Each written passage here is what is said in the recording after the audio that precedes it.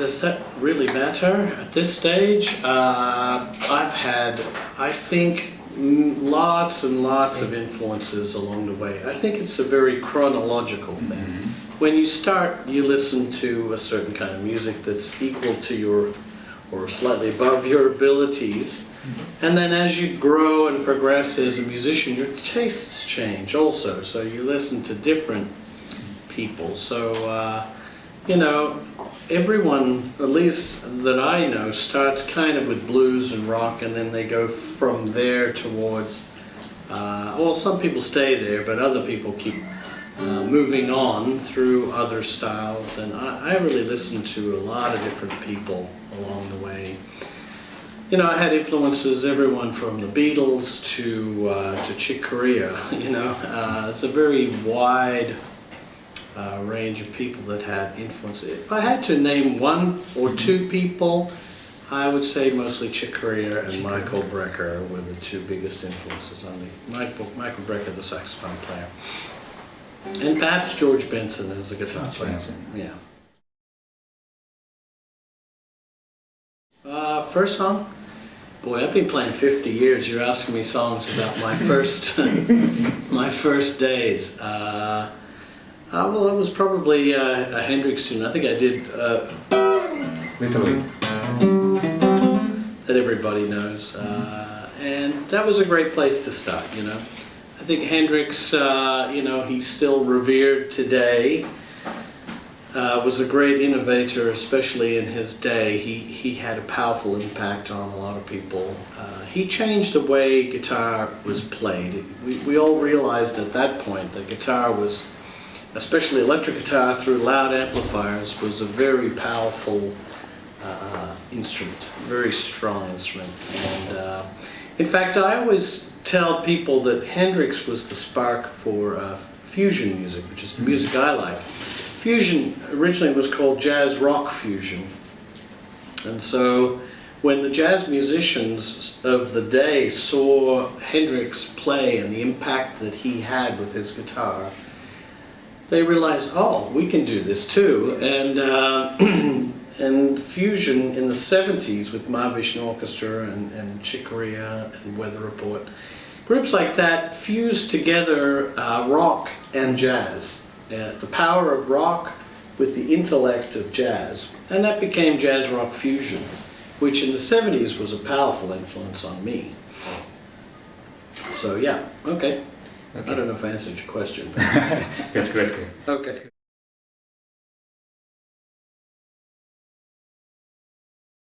You know, I think one of the most important things when I was growing up was I reached a point, I don't know about the very early days about technique. I was the youngest of 3 boys in my family, and my 2 brothers were playing guitar also. And I just wanted to be like them, so I learned as much as I could. I had no real thoughts about technique or anything. I was learning songs, you know, like everybody. Trying to pick up stuff by ear off the LPs and off vinyl in those days, you know. But after, more importantly, I think, than the very beginning was when I was about 8 or 9 years into guitar. I must have been in my early teens. I realized that to go further, I had to really understand what I was playing.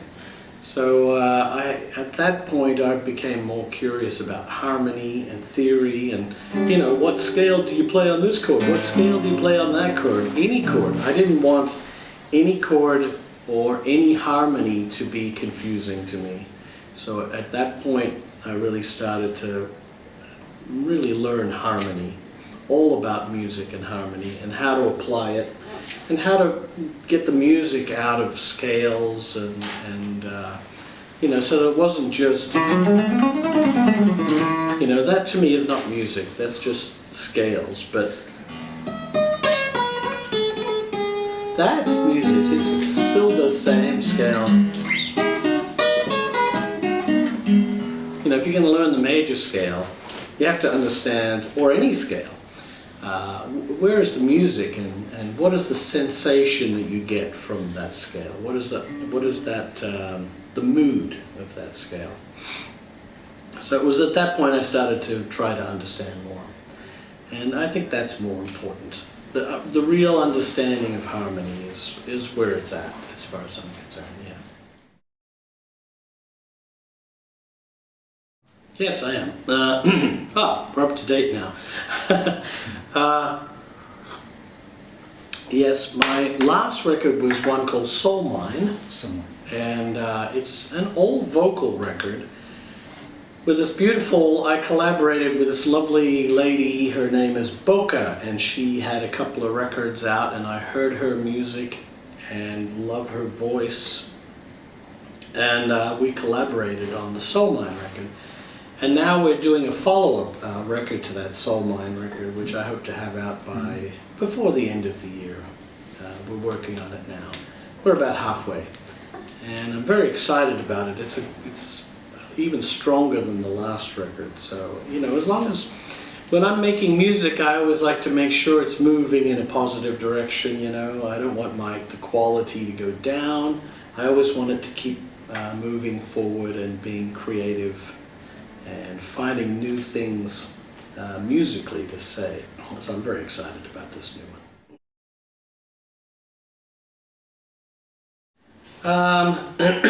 I think part of it is my internal resolution to want to go in this new direction for me. You know, I'm very much known as an instrumental musician, you know, but along the way, on all my records, I've had vocal music. Some records had no vocal music, but I'm returning to that. Excuse me. I'm returning to my vocal roots, you know, because my favorite music, 99% of it is vocal music. I love Earth, Wind & Fire, I love the Beatles, I love Sting, I love the Police, I love Al Jarreau, I love Steely Dan, for example. All those groups are all vocal groups, and they're very interesting harmonically. So I want to write really the songs that are not your standard, not standard 1, 4, 5, you know. I really am trying to find new chord progressions and write some fresh music that sounds innovative and new, harmonically speaking. So and it's very strong. This has got a little more edge to this record, but there's a lot of variety on it. It's got some acoustic stuff. I'm playing my new Cort guitar on there as well, and as well as, you know, it's got some of my best performances ever. I'm coming from a more spiritual place for music, you know. I'm not religious to any one particular religion, but I am feeling as I get older, the importance of music, the importance of the effect that music has on people. You know, wherever I go around the world, I get people coming up to me all the time saying how much my music means to them. You know, I've had people that are recovering from some sort of illness, whether it be cancer or something, and they say that my music really helped them. You know, and music has that kind of power, you know, and I realize the significance spiritually of that importance of music. The reverence I have for music has changed. I've never made music for money, you know, there's no mercenary intent at all in my music, and it's the music for the sake of the music and the art of the music. And I'm very comfortable with that in my head, you know. So, that's where this music is coming from now, and it's my best ever work, I think. And I still think my best future work is still in the future, even more so. So that's where I'm at.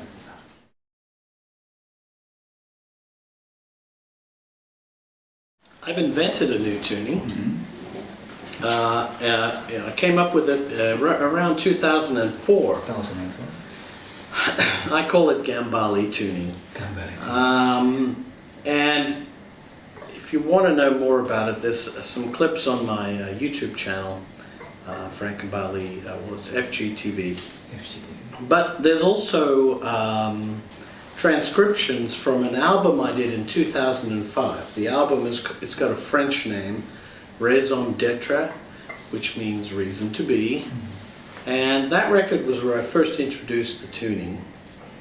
I'm very excited to tell people about this tuning because I think it could possibly become a new standard tuning for the guitar, which is a very big statement. The thing that's cool about it is that you can still play all your standard chords. Normally when you have an altered tuning, you just change the pitch of the strings. It's like an open tuning or something like that. And for me, the problem with that kind of open tuning is that you never really feel comfortable, or as comfortable as we do with standard tuning, right? Because you may be able to learn a few voicings here or there, but you're never as comfortable. Well, the Gambale tuning essentially has two strings, the high two strings, in a different octave. So it starts from A. If you imagine a capo at the 5th fret, these are my open strings. Except the first two strings are one octave lower. One octave lower. These two are an octave lower.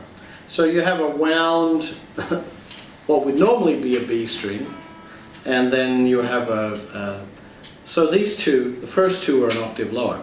So what this does means you can still play all your normal shapes, but the voicings come out differently. So a half step, instead of like this, looks like this. Right? So I can play a lot of close, because I play piano. I've been playing piano since I was 17.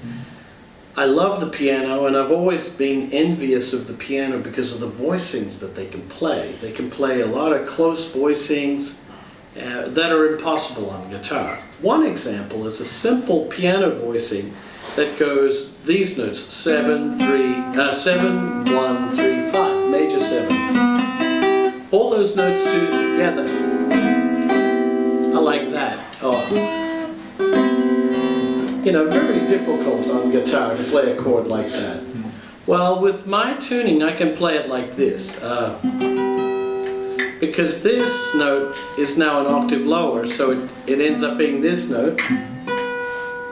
And this one is the third below, is this one. So I end up with these notes simply by playing a standard chord like that. And so I think it's incredibly important discovery. I think it's an incredibly useful tuning because you can still play all your normal chords. You don't have to learn new chords, but there's so many new ones there. And every professional or any guitar player that I go, here, try this tuning, they all go, oh wow, oh wow. That's the reaction every time. Wow. And you know, for me, after playing guitar for 50 years, it's a long time. And so to hear something fresh coming out of the guitar is very cool to me. And it really is still something I need to explore even further. I have a few songs on my new record that were written with that tuning. And it's something that I'm going to continue to explore. I have a new online guitar school, Frank Gambale, onlineguitarschool.com, and I'm planning, I have other courses. I have a blues course and a sweep picking course about my sweeping technique. But I'm planning in the future to do a few lessons on the Gambale tuning as well, because I think it's a really important discovery for the guitar. As important as was my technique, the sweep picking, which now everybody does, you know. For my albums, no. When I write my music, every step... Huh? You like all of them? Well, of course. I mean, I wouldn't put it there if I didn't like it. I see. I don't like to have any what people call filler, you know, just music that's not as, you know, you might have one or two good songs and then the rest is just... No, to me, each song is important. Okay. It's different these days because now kids are listening more to songs, with file sharing and iTunes and stuff like that. People are listening to more individual songs. So the concept of albums is, I don't know where that's at the moment. But I still like to make albums because I see them as a complete statement, So all the songs, I don't have any favorites. No, every song I work and I craft it and I try to make it something special. Each song has to have something special in it to justify its existence. I don't write 10 songs like this and just change the melody, I'm always looking for a new movement, a new combination of chords. And, music is endless. It is, as we know, there's a lot of possibilities. So I don't want to write things that are derivative or sound like something else, or, I'm always searching for my own voice and searching for my own movements and my own harmony within music confines. And they're all like photographs to me. They're like a photograph in time. Each song, yeah. So I don't have a favorite. No.